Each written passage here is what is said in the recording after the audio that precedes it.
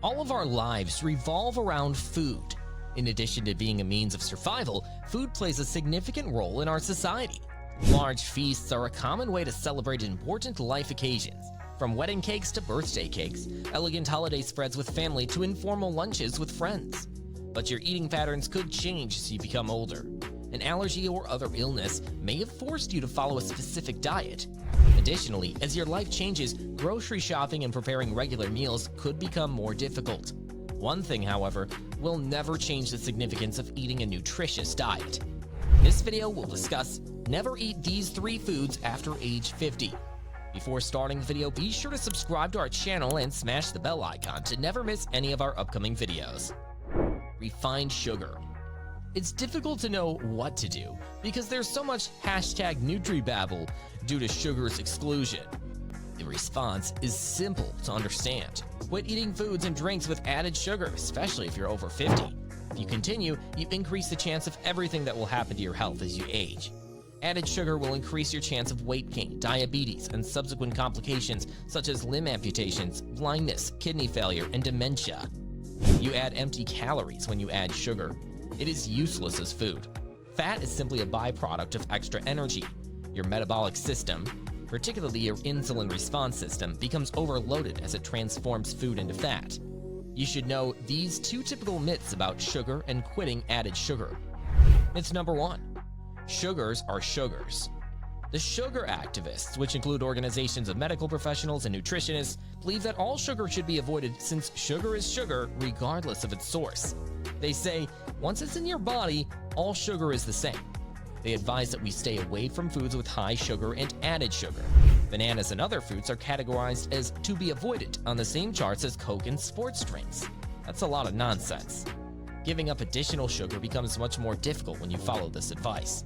Natural foods like fruit, for instance, contain sugar that is not just linked to other substances in the fruit, but also responds differently in our digestive system. Myth number 2. You can exercise it off. Sugar in a 12-ounce Coca-Cola is 39 grams, virtually all added sugar. In the case of a 2,000-calorie daily diet, that amounts to 156 calories of added sugar, or roughly 8% of your total daily calories. The average daily intake of added sugar by Americans is 88 grams.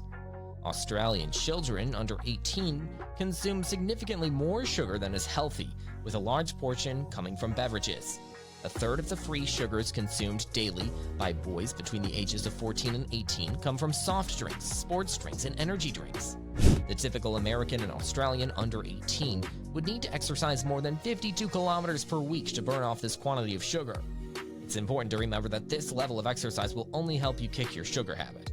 It won't help you lose weight or reduce another calorie intake. You might experience a small weight increase between 50 and 60 due to the empty calories in sugar. Your weight is increasing by roughly 1 kilogram yearly, which isn't too bad. Your skeletal muscles are sadly fading away as you get older, and fat is taking its place as a source of weight. Consequently, you're gaining more fat than you realize. This additional fat is harmful if you want to live longer and feel better. Salt. According to several recent media articles, eating too much salt may result in a 2-year reduction in life expectancy. Compared to people who never or just occasionally add more salt to meals, people who constantly add salt after cooking are 28% more likely to be at risk of dying young. Additionally, the study discovered a connection between people who consistently add excess salt to their food and a decreased life expectancy at age 50, a year and a half lower for women and slightly over 2 years lower for males. Additionally, the researchers discovered that consuming a lot of potassium-rich foods, such as fruits and vegetables, may assist in lowering this higher risk of dying young. Most Americans consume about 50% more sodium than is suggested daily. Interestingly, just 6 to 20% of the sodium we ingest daily in the United States comes from salting our food. According to the U.S. Food and Drug Administration, packaged and prepared meals including deli meat, pizza, tacos, and chips account for the majority, about 70% of dietary sodium intake. Despite this, the authors claim that how frequently a person salts their food is a good measure of overall sodium intake. An individual's long-term liking for salty-tasting foods and habitual salt intake is strongly tied to the eating behavior of adding salt to foods at the table, according to Key. He emphasized that using the information on salt addition at the table offers a special technique to evaluate the relationship between regular sodium consumption and the risk of early death in those following a Western diet. Although sodium is necessary for good health, consuming too much can lead to high blood pressure.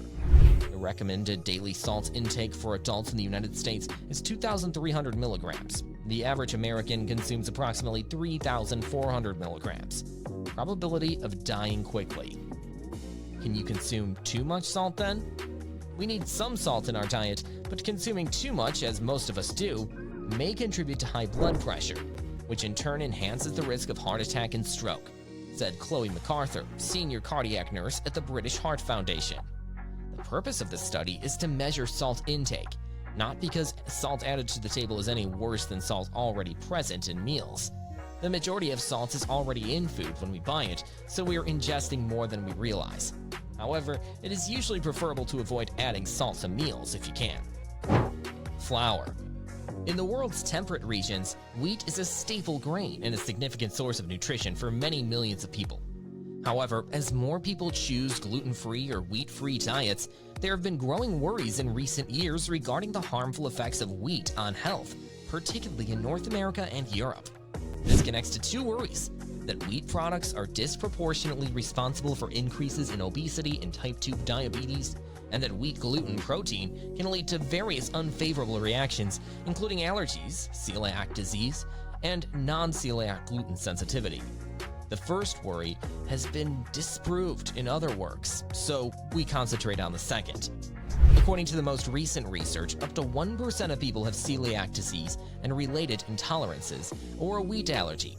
It is challenging to determine how much their prevalence has grown due to better diagnosis and greater awareness. In contrast to other unfavorable food reactions that are immunologically mediated, neither one seems to be growing excessively. It is more challenging to define other adverse reactions to wheat because it is unclear how they work, and it is challenging to diagnose them. In the US, it has been estimated that at least 6% of people have non-celiac wheat sensitivity. However, stricter diagnostic standards are likely to result in significantly lower prevalence estimates.